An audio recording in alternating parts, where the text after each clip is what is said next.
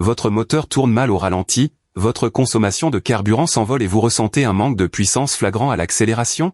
Le voyant moteur est allumé et le code OBD2P0292 vient de tomber. Ce code générique indique que l'injecteur du cylindre numéro 11 tire un courant anormalement élevé. Concrètement, cet injecteur fonctionne mal, voire plus du tout, à cause d'un souci interne sur son circuit électrique. Ne laissez surtout pas traîner ça, car un injecteur défaillant va très vite abîmer vos bougies d'allumage, faire souffrir votre sonde lambda et même détruire les cellules de votre catalyseur. D'après mon expérience dans les ateliers de réparation, le coupable est très souvent un connecteur d'injecteur corrodé ou mal emboîté avec les vibrations du moteur, ce qui crée une résistance excessive et force le système à tirer beaucoup plus de tension. L'autre grand classique des pannes d'injection, c'est l'utilisation de carburants contenant beaucoup d'éthanol, comme le E10. La vapeur d'eau générée par ce type de mélange réduit fortement la lubrification naturelle de l'injecteur et provoque une usure interne prématurée. Pour régler ce problème, commencez par inspecter visuellement le connecteur électrique de l'injecteur incriminé. Regardez bien si les broches métalliques ne sont pas tordues ou enfoncées. Mettez un peu de graisse diélectrique spéciale contact et rebranchez-le fermement en vérifiant que le clip de maintien en métal est bien verrouillé à sa place.